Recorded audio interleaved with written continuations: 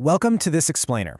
If you've ever felt completely mentally exhausted before your day has even really started, maybe because you're still analyzing some awkward handshake from 2019, well, you are in exactly the right place.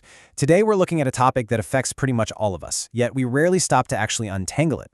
We're going to break down the mechanics of a racing mind and give you a real practical roadmap right out of it. Let's just dive right in.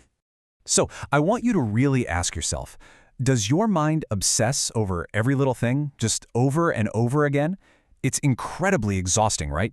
I mean, you send an email and immediately analyze every single word you typed. Or a colleague gives you a slightly weird look in a meeting, and you spend the next 3 hours wondering what on earth you did wrong. That relentless loop, that constant playing and replaying of tiny details in your head, it's such a common human struggle. It totally drains your mental energy. But hey, simply recognizing that this is happening to you, that is literally the very first vital step to getting your peace of mind back. Section 1. The Overthinking Trap. So here is the exact definition we're working with today. Overthinking is the act of constantly obsessing over small things repeatedly. Notice that emphasis on the word small. We're not talking about, carefully planning a major life event or solving some complex engineering problem. We're talking about the mind latching onto the absolute most insignificant everyday moments and just blowing them way out of proportion. By clearly defining this, we actually externalize it. I really want you to realize something important here. Overthinking is not who you are. Actually, scratch that. It's not a character trait at all. It's simply an action. It's a habit of the mind. And just like any habit, once we understand how it works, it becomes incredibly manageable. Section 2. Thoughts are not facts.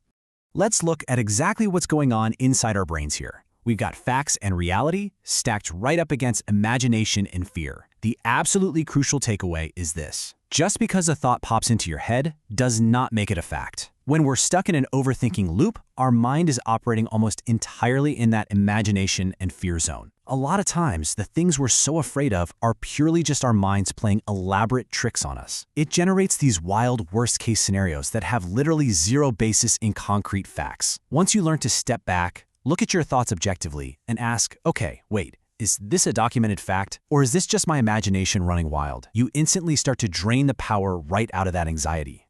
Section 3. Focus on your control. Honestly, these two concepts might just be the most liberating things you hear today. First, work on what is in your control. Second, learn to accept the rest. It sounds simple, sure, but putting this into practice is a total game changer. You see, overthinking absolutely thrives when we try to mentally micromanage things we have zero power over. Stuff like other people's opinions, stuff in the past, or totally unpredictable variables in the future. If you can take physical action on a problem right now, do it. Fix what's in your control. But if you can't, well, that is where you really have to practice the profound art of letting go. And accepting the uncontrollable, that's not giving up. It is a highly active, intentional choice to take back your mental real estate. Section 4. Tools for a calm mind. Let's see how this all builds into a complete, super effective toolkit you can use. Step 1 reminds us to let go of what we cannot control. That sets our baseline. But step 2 is where the real physical magic happens. Write your thoughts on paper. When your thoughts are just bouncing around inside your head, they feel massive, chaotic, and totally overwhelming. But the second you write them down on a physical piece of paper, they're forced right out of your mind and into reality. They suddenly look a whole lot smaller and way more manageable. Your mind feels significantly lighter because you're no longer forcing your brain to act like a giant storage drive trying to analyze everything all at once.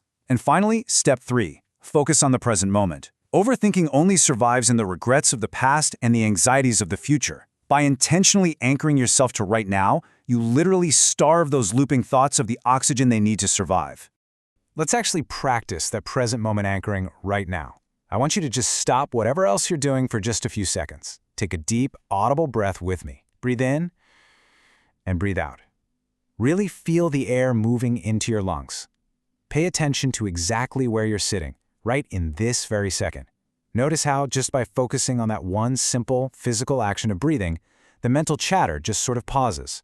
Your overthinking naturally begins to decrease when you gently but firmly bring your attention fully back to right here, right now. Section 5. Hope over fear. I want to leave you with this final, absolutely vital thought. Remember, every problem has a solution. Give your mind hope, not fear. Think about this for a second. The mental energy it takes to imagine the absolute worst-case scenario is the exact same amount of energy it takes to imagine a really positive outcome. You are already an absolute expert at visualizing what could go wrong. So what if you started applying that exact same brilliant imagination to what could go right? You have the ultimate power to feed your mind with hope instead of fear. The next time you find yourself stuck in that exhausting mental loop, write it down, take a breath, and choose hope. Thank you so much for joining me in this explainer. But before you go, I want you to ask yourself, what could you actually achieve today if you took all the energy you spend worrying and used it to imagine what could go right?